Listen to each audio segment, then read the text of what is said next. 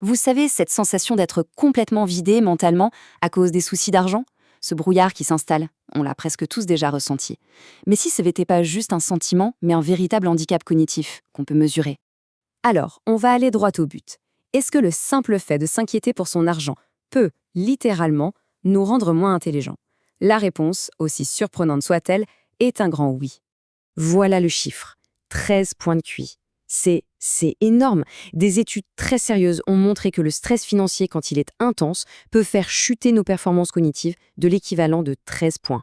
Pour vous donner une idée, c'est comme si on avait passé une nuit blanche. Ce n'est donc pas une impression, c'est une baisse réelle, quantifiable, de la puissance de notre cerveau. Ok, alors comment ça s'explique? Eh bien, ça porte un nom. C'est ce qu'on appelle la taxe sur la bande passante. C'est vraiment le cœur de notre analyse aujourd'hui. Alors, qu'est-ce que c'est concrètement cette taxe? Imaginez que votre cerveau, c'est un smartphone. Eh bien, la précarité financière, c'est une application qui tourne en fond, non-stop, et qui bouffe toute votre batterie et toutes vos ressources. Une étude d'Harvard l'a montré de façon assez incroyable. Ils ont mis des gens face à un problème, une réparation de voiture imaginaire de 3 000 euros. Eh bien, rien que le fait de penser à cette dépense a fait chuter leurs résultats à des tests de 13 points de QI. Leur cerveau était juste occupé à gérer la panique et il n'y avait plus de place pour le reste. Et ça a des conséquences très concrètes.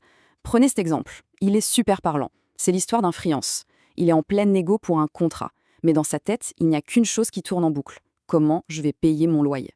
Résultat, il a la tête tellement dans le guidon, tellement dans la panique, qu'il accepte un prix beaucoup trop bas. On parle de 3 000 euros de moins que ce qu'il aurait dû demander. Son cerveau n'était tout simplement pas disponible pour penser stratégie, pour évaluer correctement. Il était en mode survie. Il a littéralement perdu de l'argent à cause de cette taxe mentale. D'accord, donc on a compris le concept. Mais maintenant, regardons comment cette taxe s'infiltre dans notre quotidien. Parce que c'est là que ça devient vraiment insidieux. C'est partout, tout le temps. Ça commence au supermarché. Vous savez, ce moment où on hésite pendant une minute entre la marque du magasin et la grande marque. Ce n'est pas juste un choix, c'est un calcul mental qui nous épuise. À la fin de la journée, on souffre de ce qu'on appelle la fatigue décisionnelle. On n'a plus l'énergie pour quoi que ce soit de stratégique. On a vu comment ça peut nous faire sous-évaluer nos compétences au travail. Et pire encore, ça affecte nos relations. Les études montrent que sous l'effet du stress financier, on a tendance à tout voir en noir, à interpréter négativement ce que disent nos proches. Forcément, ça crée des tensions, des conflits. Ce tableau, il résume tout. C'est vraiment comme si on avait deux systèmes d'exploitation différents dans le cerveau. D'un côté, le mode survie. Là, toutes les décisions sont basées sur la panique. On ne pense qu'à court terme, à la prochaine facture à payer. Le monde est perçu comme une menace. Et de l'autre côté, le cerveau en mode sécurité. Là, l'esprit est libre. On peut penser stratégie, voir les opportunités à long terme, créer.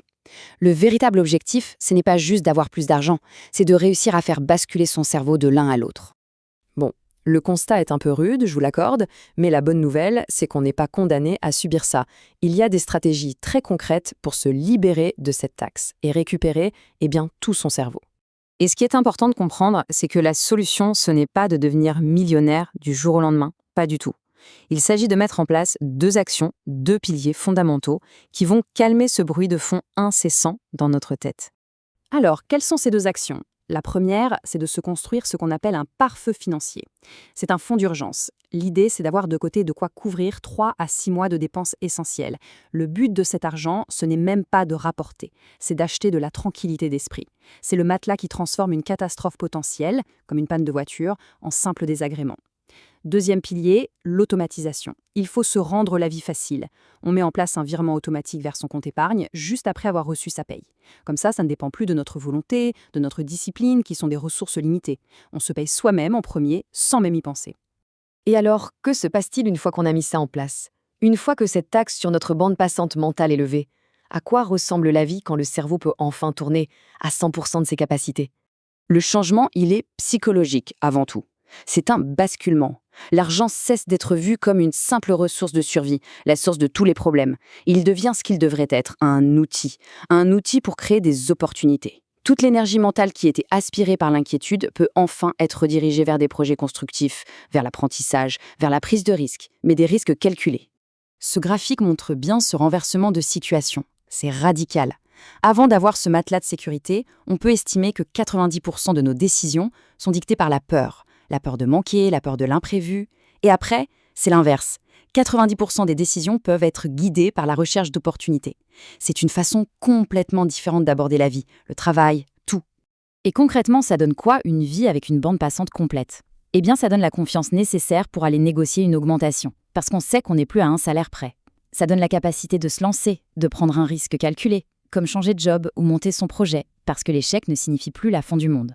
Et au niveau perso, c'est juste plus de sérénité, un meilleur sommeil, moins d'anxiété, plus d'énergie émotionnelle disponible pour nos proches. On gagne ce que les experts appellent la patience stratégique, la capacité d'attendre la bonne opportunité au lieu de se jeter sur la première venue par désespoir. Et donc, on en arrive à la question finale. Une fois qu'on est libéré de cette taxe cognitive qui nous plombe, qu'est-ce qu'on pourrait accomplir? Imaginez tout ce qu'on pourrait apprendre, créer, construire, si ces fameux 13 points de QI étaient enfin disponibles pour nos vrais objectifs, au lieu d'être gaspillés à simplement survivre jusqu'à la fin du mois. Le potentiel est immense. La question, elle reste ouverte.